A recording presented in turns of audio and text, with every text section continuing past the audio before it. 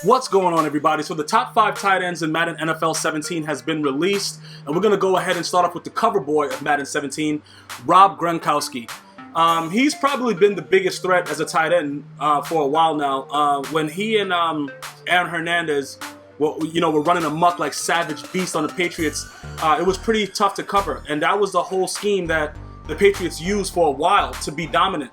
Obviously, we know Aaron Hernandez is serving a life sentence, and he's trying to fight it now. But Gronkowski has continued to be a natural performer on the field. Definitely, we know he's a party animal off the field, but you could do that. You know what I'm saying, bro? When you're doing stuff like this, and you're doing it on private boats and not just out in the street doing wild stuff.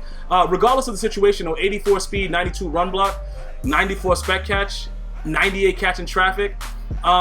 I thought that his route should be a bit higher, but he's a 99 overall, so they probably put it in other places. Because regardless of what route he was running, dudes can't D him anyway. So I'd just went ahead and give him a 99 route. Because even if he's just running a streak, even if that's all he runs, you're not stopping it. So you might as well just give him a 99 overall. The dude's a freaking monster. Let's go ahead and look at number 2, Greg Olson. Well deserved, in my opinion.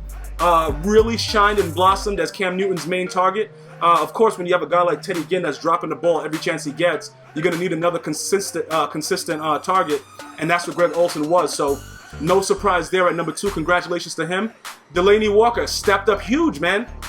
Listen, I'm going to tell you this right now. The Titans have been a horrible team for a while, but I like Marcus Mariota. I think he has a lot of potential.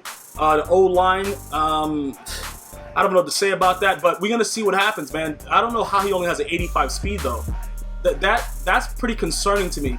We know his run block, he's a very strong guy. Spec catch is very low for a guy that did that wild catch. I don't know if you guys remember that. I played a guy one of those weeks of fantasy football where he caught a tip and ran it for 6, and I lost the game because of that. So Delanie Walker, I would think that his spec catch would be a little bit higher because the guy just does whatever he wants. His route is pretty low too.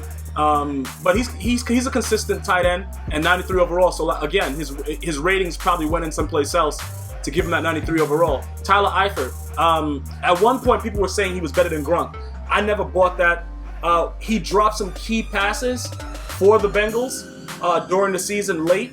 I was very, very disappointed in him when he did that because those things would have helped with the seeding process with those losses that he took because of those drops.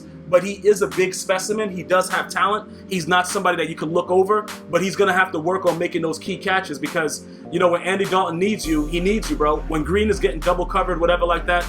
Plus, I believe Sanu left. You guys got to catch the ball and hold on to it, in my opinion. You guys let me know what you're thinking about it. He is 6'6", just like Gronk, but he just doesn't compare to Gronk. And Jimmy Graham, I don't know how he got on this list. You know what I'm saying? I don't know how he got on this list, but he's there. In my opinion, one of the softer tight ends, but he's a finesse tight end. He's a wide receiver that plays the tight end position. That's what he is. I don't knock him for it, but he's not a physical tight end. When he was with the Saints, he played his role very, very well. Going to the Seahawks, there was a lot of expectations. He didn't live up to it, and et cetera, et cetera.